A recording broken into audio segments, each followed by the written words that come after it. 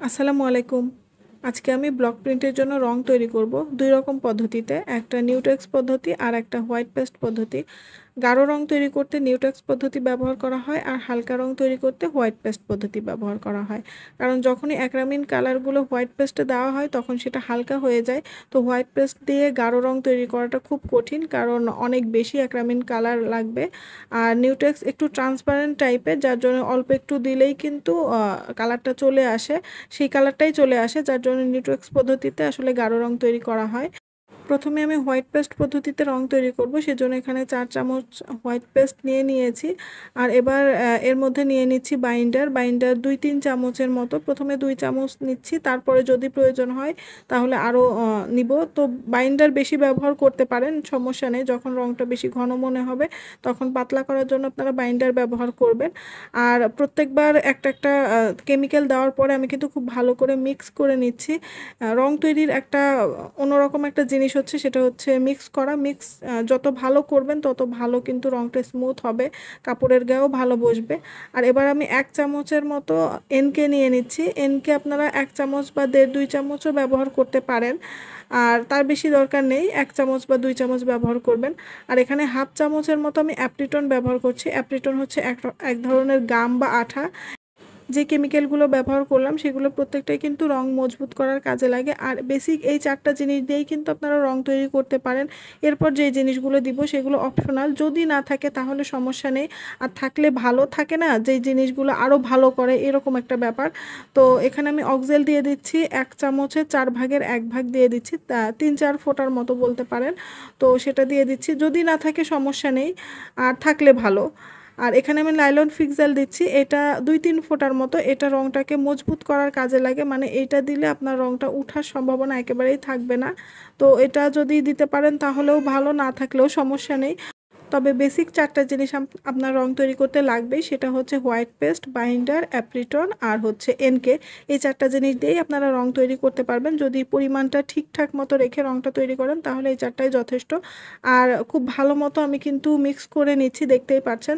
যত ভালো মিক্স করবেন তত ভালো রংটা স্মুথ হবে, তত ভালো হবে রংটা। এবার আমি অ্যাক্রামিন কালার দিয়ে দিচ্ছি। অ্যাক্রামিন কালার আমি এখানে 3-4 ফোঁটার মতো দিব, একটু একটু করে দিব। আর আমি যেই কালারটা আনতে চাচ্ছি সেটা ব্যবহার করব। এখানে আমি লাল কালার অ্যাক্রামিন দিয়ে দিচ্ছি, হালকা গোলাপি তৈরি করব সেই জন্য। এটা যদি আপনি নিউটেক্স পদ্ধতিতে তৈরি করতেন তাহলে লালই হয়ে যেত, যেহেতু হোয়াইট পেস্ট পদ্ধতি সেজন্য এখানে গোলাপি কালার হয়ে যাবে। তো আমি হালকা গোলাপি যেই রংটা আছে সেটার মতো করে তৈরি করার চেষ্টা করছি। তো একটু একটু করে দিয়ে দিয়ে দেখছি যে আমার কালারটা আসছে কিনা, 1 ফোঁটা 2 ফোঁটা করে। তো এটা আপনারা এভাবেই করবেন। আর প্রথমে যে সাদা ছিল সেটাই কিন্তু সাদা রং, সেটা বলতে ভুলে গেছি। কালার দেওয়ার আগে যেটা তৈরি হয়েছে সেটা হচ্ছে সাদা কালার। আপনারা এইভাবেই সাদা কালারটা তৈরি করে নিতে পারেন। রং তৈরির সকল জিনিসপত্র বা রেডি কালার বা ডাইস বা অন্য যে কোনো জিনিস প্রয়োজনীয় সব কিছু আমার পেজে পেয়ে যাবেন। আপনারা চাইলে নিতে পারেন। আমার রং বেরং পেজ, ওই পেজের লিঙ্ক আমি কমেন্ট বক্সে দিয়ে রাখবো, আপনারা ঘুরে আসতে পারেন।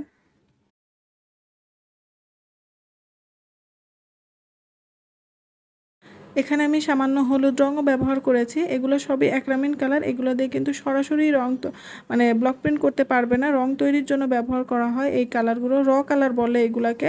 তো এটা আমি বোতলে ভরে খুব ভালো মতো আটকে রাখছি, টেপ দিয়ে আটকে রাখছি যাতে একটু বাতাস না ঢুকতে পারে।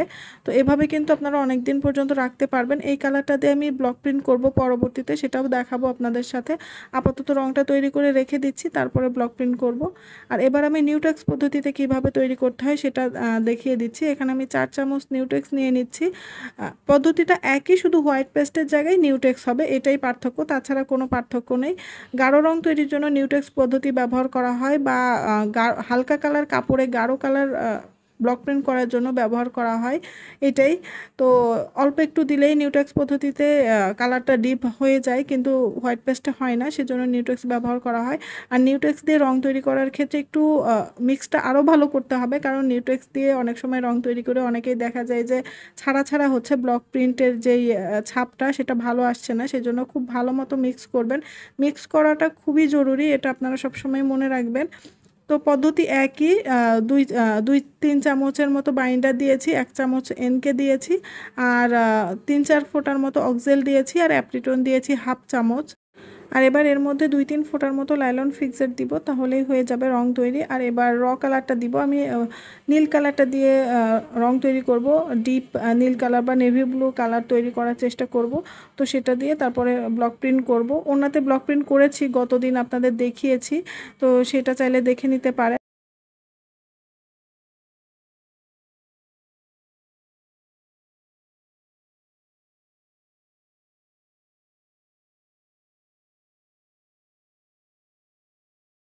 তো এই তো আজকের মতো এতটুকুই। আরও কিছু জানার থাকলে অবশ্যই কমেন্টে জানাবেন, আমি চেষ্টা করব জানানোর।